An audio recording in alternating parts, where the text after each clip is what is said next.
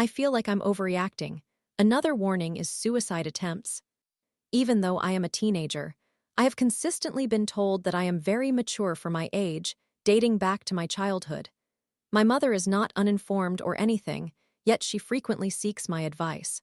However, the issue is that I have my own problems, many of them, and I constantly question whether, at the end of the day, I am simply a hormone-driven teenager, hoping that as soon as I turn 18, which is next year, my issues will resolve themselves.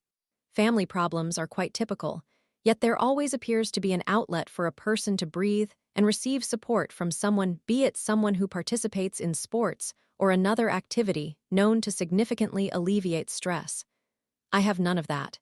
Interestingly, my challenges are social in nature. Why is it interesting?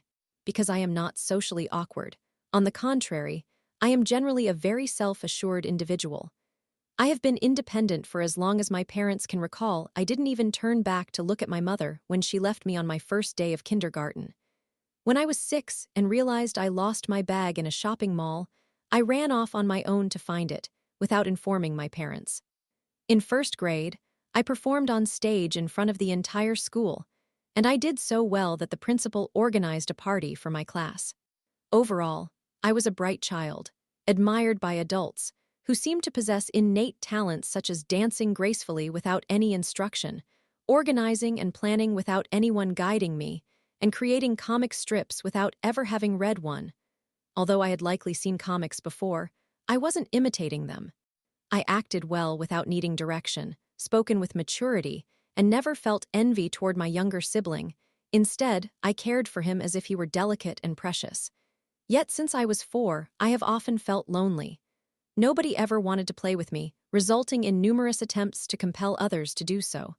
However, the moment my father disapproved, I let it go and went my own way.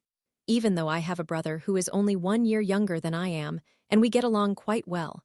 At school, I was never able to connect with the rest of the class.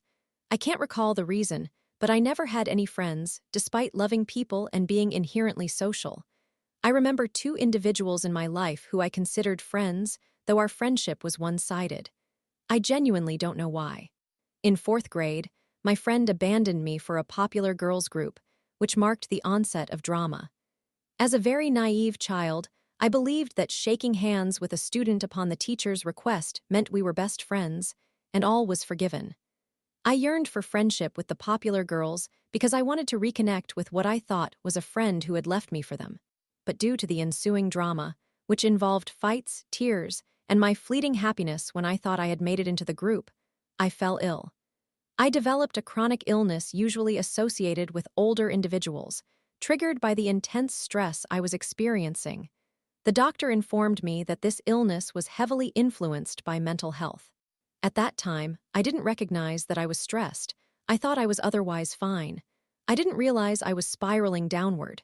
Regardless of the medications prescribed to me, nothing seemed to alleviate my sadness. My dear father gave me the nickname, Miserable. Ironically, he never asked me why I felt that way. He assumed it was simply my personality, that I enjoyed feeling miserable as a 10-year-old. From 5th to 7th grade, I endured relentless bullying. The individuals I believed to be friends turned out to be my fiercest foes without me realizing it. After I fell ill, they would visit, hug me, and everything seemed fine. I always rationalized that the bullying I experienced stemmed from misunderstandings or anger over something I might have done wrong. I brushed it off repeatedly because I wanted to be happy with my friends.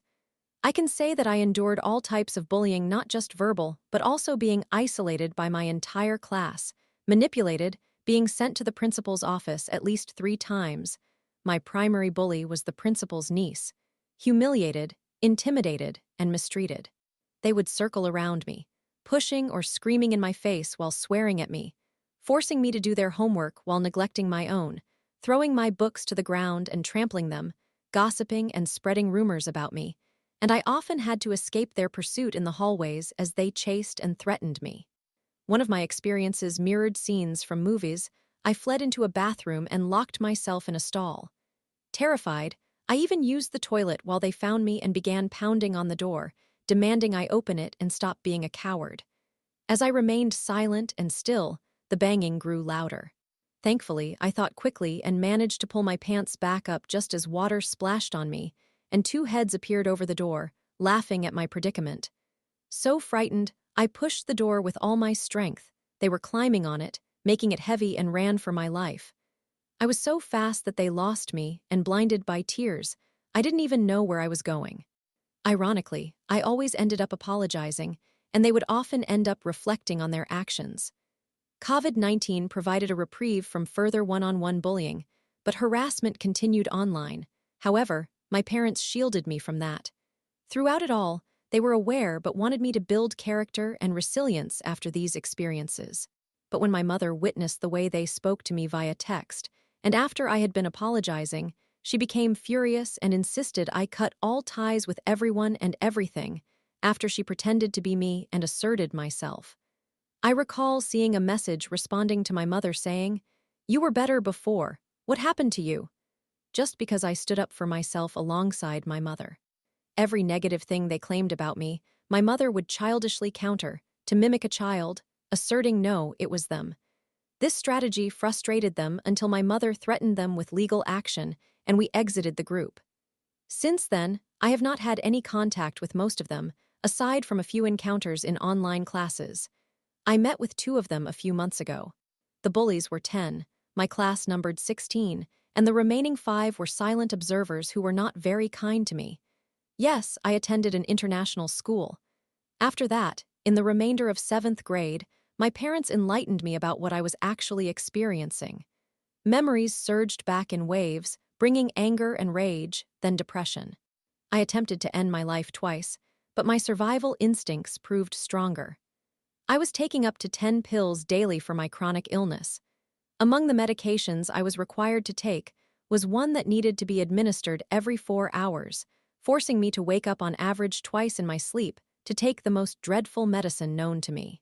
It burned my throat like fire, and no matter how much honey I consumed afterward, my throat remained sore, and my mouth unpleasantly tasted bad throughout the day.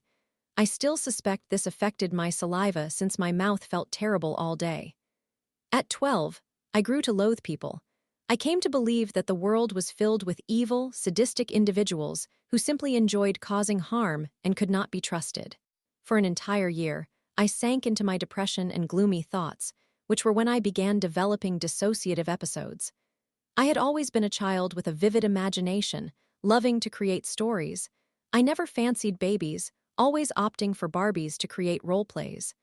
I had no interest in dressing them up, combing their hair, or applying makeup.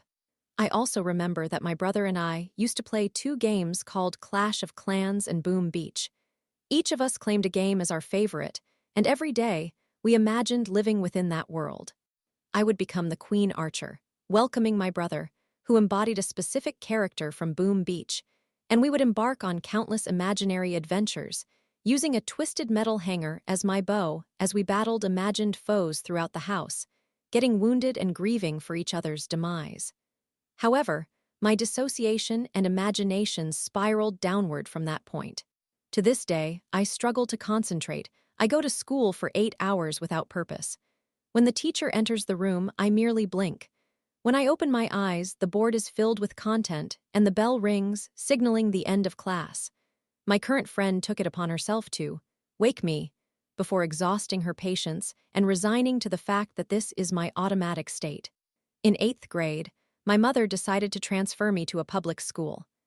She assured me that the students there were much nicer, claiming that the kids in my previous school were monsters, resembling fully grown women when I was still small and skinny, still counting my toes alongside my fingers. What was that? 20. I felt thrilled at the prospect of attending public school, envisioning myself as a social butterfly who had been trapped in depression for a year. My mother stated that public school would be different, and I was eager to experience it. After 4 months, for the first time, I found a circle of friends, and I couldn't have been prouder. One of them was a friend I adored, and her reciprocated affection brought me immense joy. My current friend, who is not part of our group, remarked that I seemed radiant from the outside, exuding happiness and energy, laughing like sunshine, bright and exuberant. However, after 4 months, everything fell apart. This time, it wasn't a horrific situation, but rather heart-wrenching because I was simply abandoned. I didn't even understand why this happened until the end of that year when my then friend moved to a different city.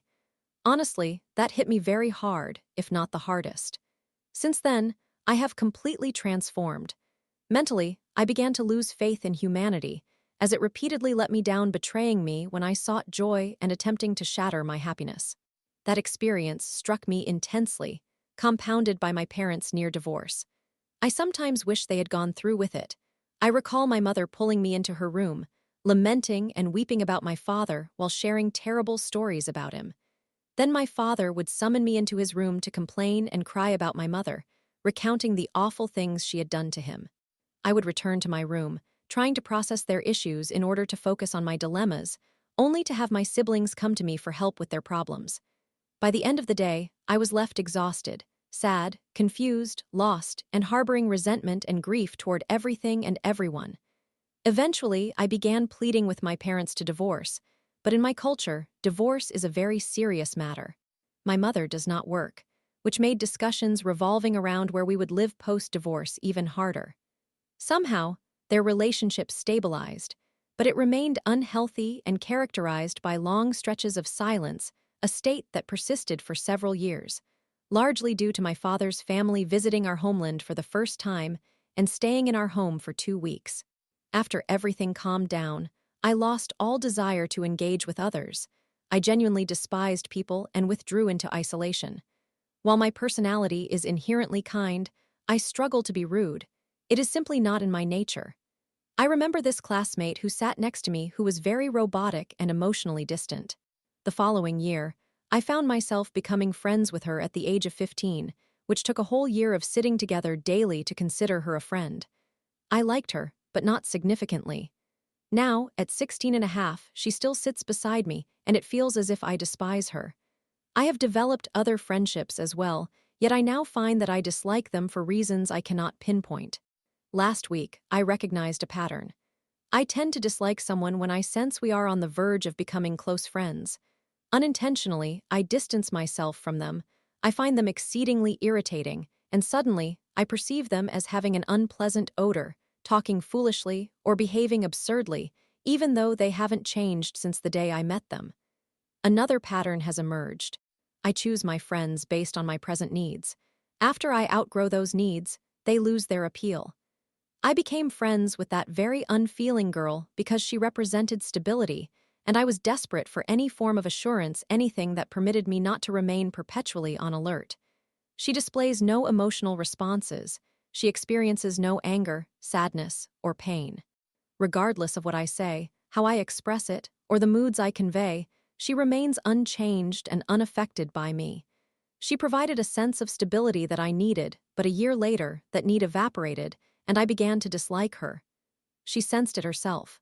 Just yesterday, she remarked how much I have changed toward her, saying it feels as if she doesn't know me. In our relationship, I was the active participant. She merely received while I gave. After a while, I grew weary and concluded she was not worth my efforts. I didn't miss her or anything. She was merely a constant presence without offering support or fulfilling my emotional needs. She was my comfort zone. Why am I sharing this? Because, for the first time, I recognized that she felt hurt by my transformation. She thought my giving would remain as stable as her presence. I feel a bit guilty, because it isn't her fault that I used her for my own stability. Later, I forged 2 friendships with very kind individuals who both attempt to offer affection and physical closeness, such as hugging, and one of them is quite persistent about me resting my head in her lap. In my culture, that's entirely normal, even among men, so please don't misconstrue it. However, I discovered that I am simply not accustomed to it. I become overly awkward when they express praise, diverting their attention while I struggle to reciprocate compliments. Nothing comes to mind, and I cannot return their hugs. I feel foolish doing so. When others engage in affection, it's heartwarming, but when I do it, I feel vulnerable and foolish. I believe they deserve better than me, and that I should hide under a rock and simply perish. My mother often remarks about how much I have changed since my childhood, lamenting that I have lost all ambition.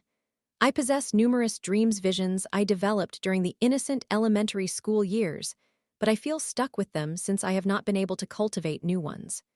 2 years ago, Following my departure from my first circle of friends, I halted all productivity. I once thrived on being productive. Without it, I now struggle to fulfill even my chores, fearing my mother would become angry with me. I endured domestic discipline.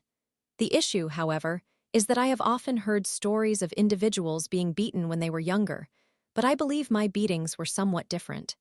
Many accounts on the internet describe structured punishments children laid over their parents' laps, knowing precisely how many strikes they would receive or when punishments would be administered. Mine were far more random. My father would physically assault us. Whenever his fist connected, it was random, and during beatings, I would shield my face with my arms while curling up on the floor, attempting to absorb punches and kicks. On occasions, he would pin me down by twisting my arms. I never retaliated or tried to escape. I wouldn't dare do so. With every strike, I honestly believed I might die. Afterward, I would be left curled up on the ground, sobbing and gasping for breath, often falling asleep immediately afterward. Sometimes my mother would enter the room. Even now, I feel teary as I write about it. I cannot fathom why she looked at me the way she did. Her gaze wasn't filled with disdain, but rather a void of indifference, sometimes offering an order like, "Don't forget to clean your room," or "Make sure you wake up early tomorrow." Before departing, and of course, she sometimes played a significant role in the reasons for my beatings. When I say my beatings were haphazard, I truly mean it. I was a kind child. I was quiet even if I was social. It doesn't mean I was overly talkative. I simply enjoyed being a part of a friend group with loving companions. I was obedient and a good, bright child. However, here's an illustration of why I received severe beatings. We were visiting my father's friend when it was time to leave. I whispered to my father, expressing a desire to stay longer. He firmly said no, and when we entered the car, I received a beating, and then again upon our return home. Last year, I confronted him about this incident. He maintains that I deserved it, insisting I should have obeyed, and informed him I wished to stay with my friend for a bit longer. Another example happened at another friend's house when I ate all the grapes present. I received a beating in the car as punishment for that as well. I swear to you, even now, whenever my father pulls over suddenly, I feel immense tension. To be fair, my father was severely abused by his own father during his childhood while growing up in poverty, so I understand the origin of his beatings.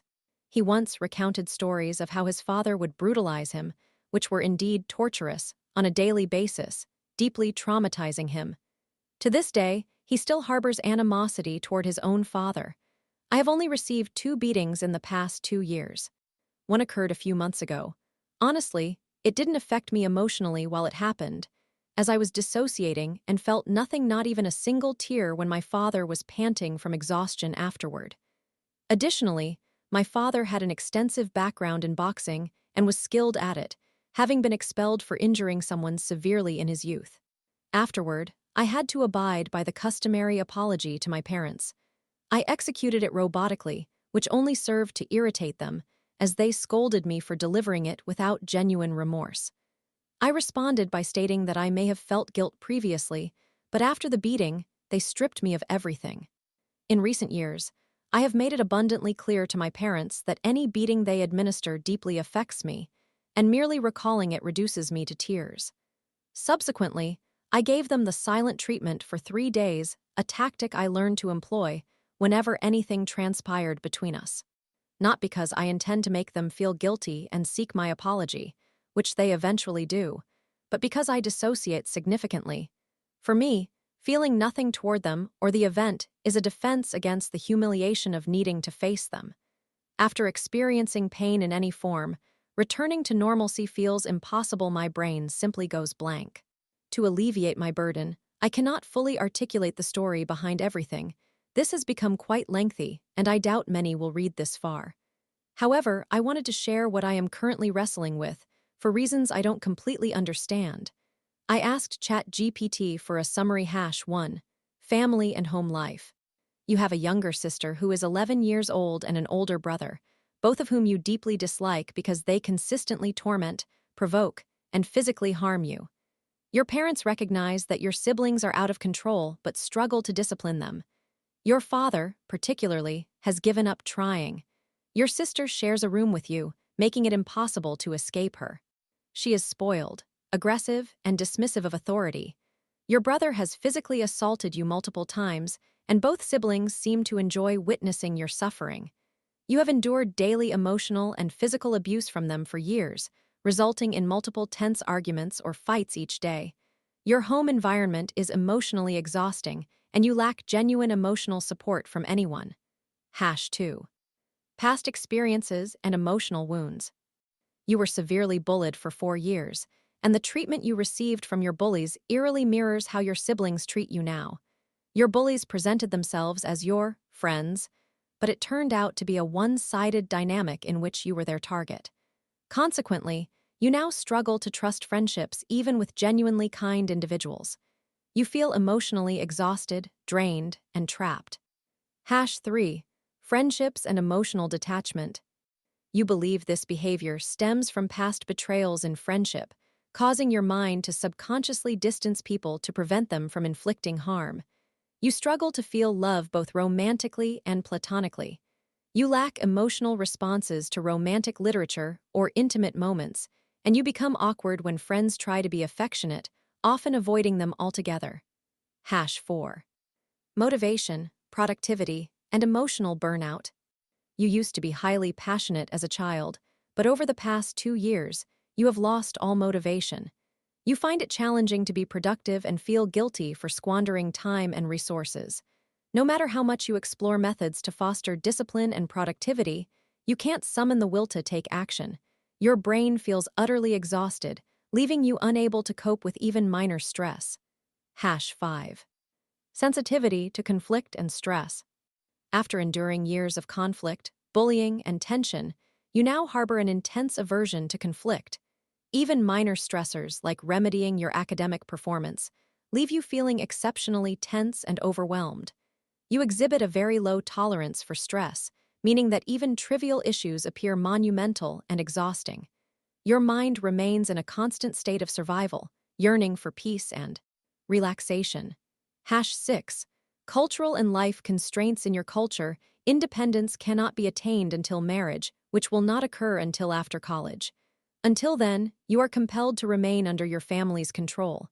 This sense of entrapment intensifies your feelings of being unable to escape your toxic home environment. #7. The core of your struggle. You are mentally and emotionally fatigued. You have no safe space or source of emotional support. Your brain is entrenched in survival mode, constantly avoiding stress and conflict.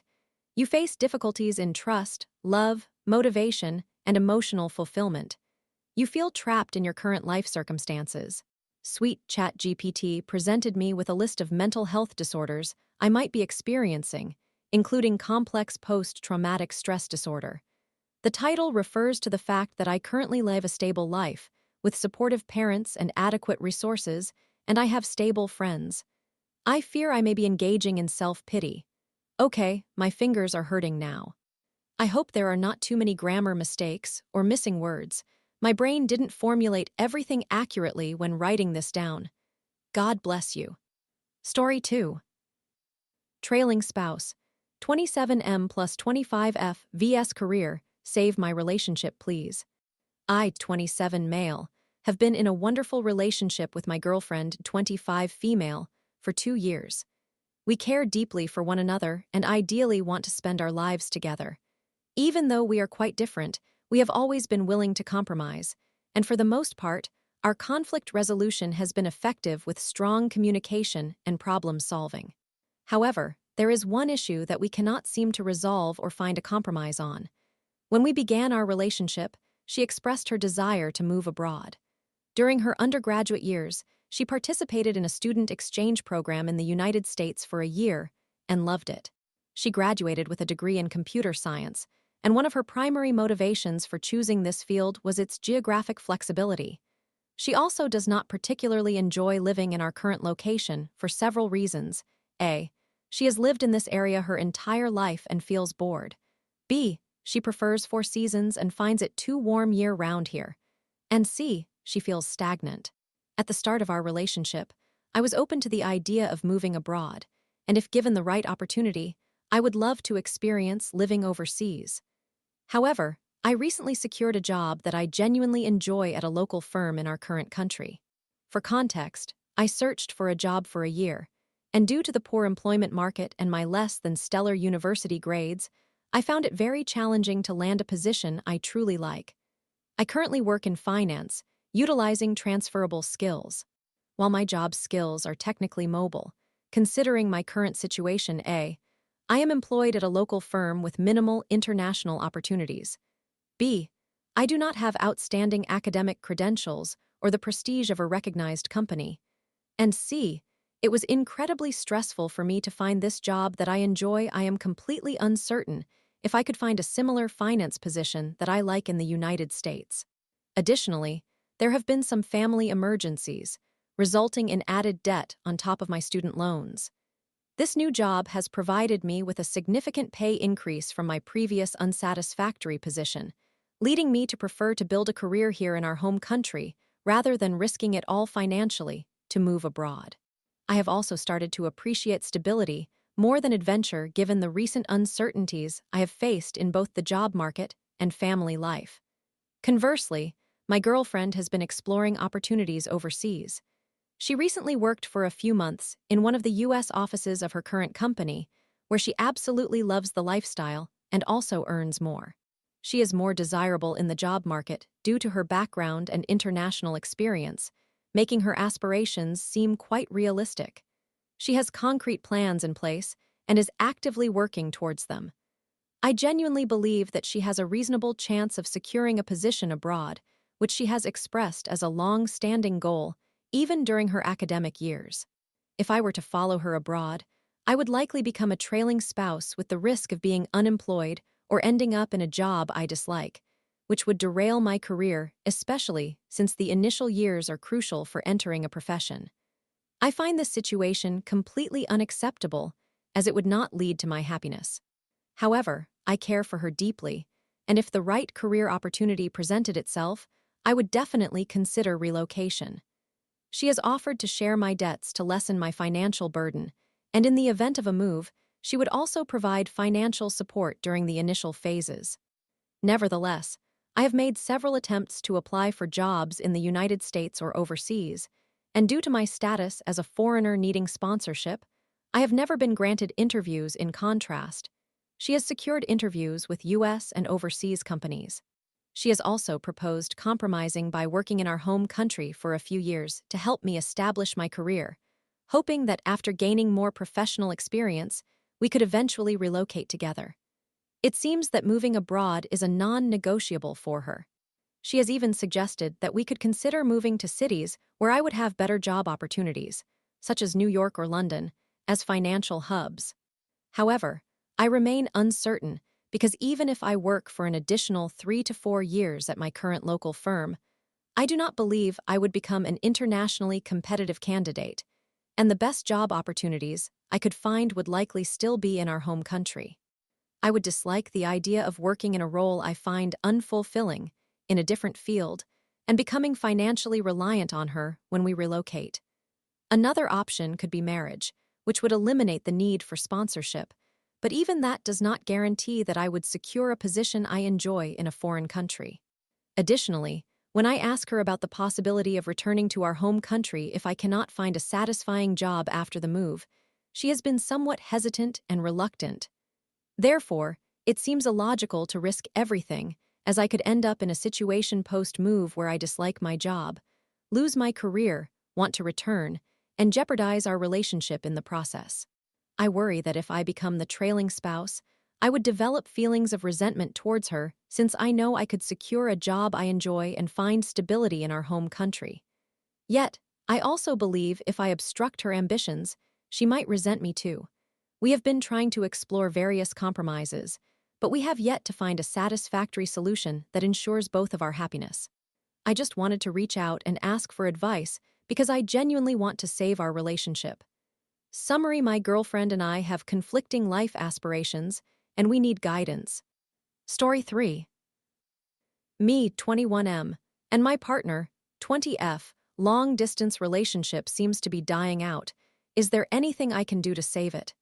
Throwaway account just in case, but I have been plunged into complete despair this past week and I do not know what I am supposed to do anymore. For context, my partner and I have been dating for approximately 3 years since senior high school. Our relationship is somewhat unconventional. Although it is both of our first serious relationships, we have a semi-open relationship where we agreed to allow each other to hook up or have one-night stands with people of only the same gender, as we are both bisexual. We wanted to keep the relationship from becoming stagnant while still maintaining some integrity, although I admit that even though I was the one who suggested the idea, I mostly did it to please her, as she seemed to be more attracted to women than men. We initially lived together in the same town until she had to move in with her mother in her hometown. For about 2 years now, we have spent our time apart, taking turns to fly and visit each other 2 to 3 times a year. Early on, this did not seem to affect us much as we frequently bonded, whether through playing video games together or discussing movies and shows that we both regularly enjoyed, along with our mutual best friend. However, things started to change around the middle of last year when I was experiencing a depressive state after failing a major subject in college, which means I need to repeat a year in my otherwise 6 to 7 year course. I am currently studying veterinary medicine. As a result, I was struggling mentally and emotionally. It did not help that before this, my partner seemed infatuated with a crush she had, frequently talking about and fawning over her, with my support, of course. It still hurt, though, as she was never as enthusiastic with me as she was when discussing her crush. I grappled with self-esteem issues, questioning whether I deserved that kind of effort from her. Eventually, her crush faded, though not without some fights occurring between us here and there, nothing too significant but certainly emotional, with tears involved. Moving on to the current crux of the problem, around the time I was in my depressive state, I discovered that my partner had been accidentally cheating on me with her close friend. I use the term accidentally because we agreed that hookups or one-night stands are acceptable, but anyone who is a close friend or intimate partner is off limits. I thought we were both clear about this, but apparently it was not clear for her, which I understand could be confusing.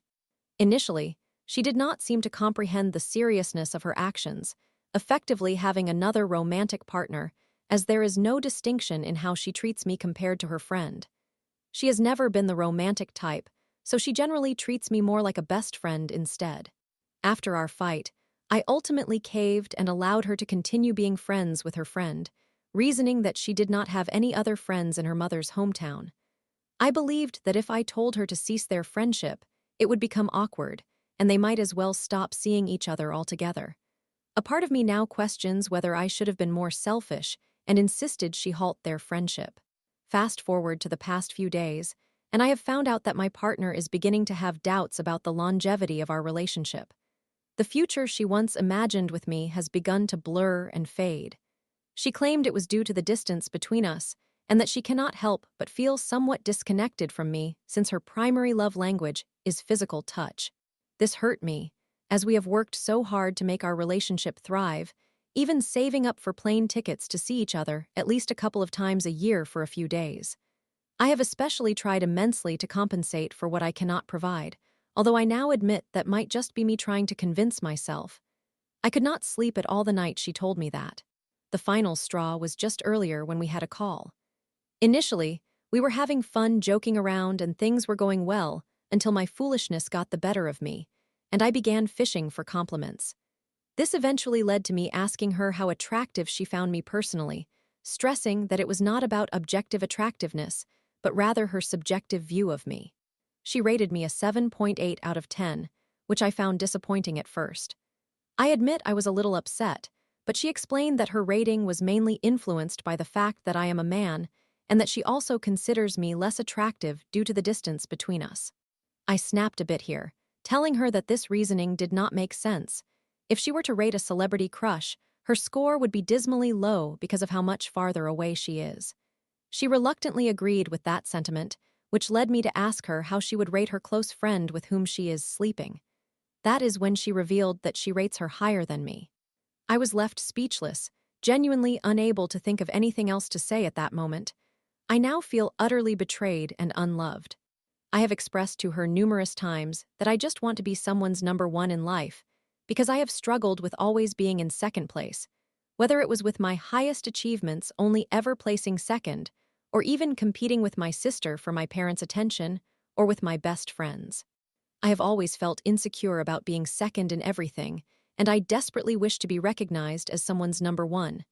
Now, I do not know what to do. I feel terrible, but I am afraid of losing what I have. I have grown so accustomed and comfortable living my life with my partner, sharing the events of my life with her and asking about hers. She is the only person with whom I feel truly close and can be myself, and I am uncertain what I would do if I lost that. We have been together for 3 years, and I am eager to save what we have worked so hard for. I want our relationship to succeed, but I have no idea what steps to take at this point. Any advice would be greatly appreciated. Story 4. Customer panicked because I successfully retrieved all his files. I operate a small, all-inclusive computer repair business. This encompasses component-level motherboard and appliance repairs, as well as assistance with networking and security. Essentially, I handle just about everything. Prior to this, I was an electrical engineering apprentice, which enables me to perform repairs that many individuals cannot. One day, a customer entered with a roughly 5-year-old Lenovo ThinkPad, featuring a mechanical hard drive and completely disassembled. The bottom cover was loose, and even the CPU heat pipe was bent out of alignment, with Wi-Fi cables torn and detached from the hinges, among other issues. I thought this was quite peculiar, but you know people have children, and I have seen it all. Customer, I don't have the password for this laptop, but I really want to use it again. Can you perform a factory reset? Me, certainly, that is not a problem. It seems the drive isn't encrypted, so would you like me to simply remove the password? Customer, no, that's all right, thank you. You can just reset it. Me, okay, is there any data on this device that you specifically wish to retain? Customer, no, not really. You can delete everything if that makes it easier. All right, great. I took this laptop upstairs and noticed that it was running very slowly, so I inserted a budget SATA solid-state drive that came from another discarded laptop and installed a fresh version of Windows. It automatically downloaded all the drivers via Windows Update. I didn't have to do anything. Ideal. Now I have his drive next to his laptop. While his laptop is a heap of junk, it does boot up, function, and connect to Wi-Fi, meaning he can browse the internet. Excellent. Just to be thorough, I connected his hard drive, navigated to his user folder, and copied it onto the desktop of the new installation. I then called him back to inform him it was ready. Hey, your laptop is ready. I managed to transfer all your files to the desktop, but you will need to decide what you want to keep and what to discard. I just wanted to ensure you still have access to them in case you change your mind. Oh no, it's not mine. I found the laptop. I don't need any of the files on it. Actually, I don't really need it. You can keep it. I think I'll just buy another one anyway. Are you certain? I prepared it all for you, and it's a quite decent little machine, considering its condition. You can still use it at a desk for web browsing. No, really, keep it. It's not mine, I don't need it. I found it anyway, and I have no idea what's on it. This struck me as strange. I have never had a customer ask me to fix a computer and then panic while telling me he no longer wants it. So, I explored his user folder, and among several school projects and Word documents was a hidden folder labeled Adult-Oriented Videos. At this point, I began to worry that I might uncover something inappropriate and might need to report him. However, it turned out to be just links to a very common video hub for suggestive online videos and a couple of videos featuring a well-known actor that had been downloaded using an online video downloader. Nothing alarming at all. The way he panicked over the phone when I informed him that I had successfully retrieved his data was something I had never encountered before. Edit, those of you involved in corporate IT may think that these practices seem incorrect. If you have exclusively worked in corporate IT, then you recognize how essential it is to adhere to strict procedures. Conversely, there are those of you who work directly with customers and handle walk-ins. To all of you, you understand.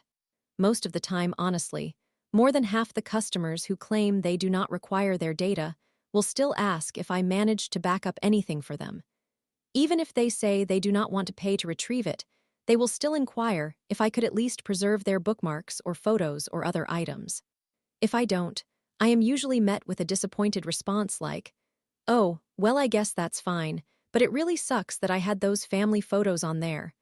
For those more involved in corporate IT, let me explain customers often lack understanding. It is quite common for a customer to claim they do not need anything and that it is fine if it gets wiped, only to feel upset when their bookmarks are gone or to be disappointed that I could not save their data. Usually, they simply mean they do not want to incur billable hours. Additionally, more than 50% of the time, the customer ends up asking me if I managed to recover their bookmarks, or at least their photos or TurboTax data after the fact. I did not even retain a copy on my own drive.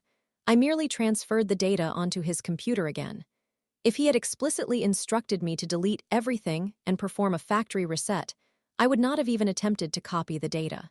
However, he approached me specifically because he indicated he forgot the password, which suggests he was using it for work and other purposes.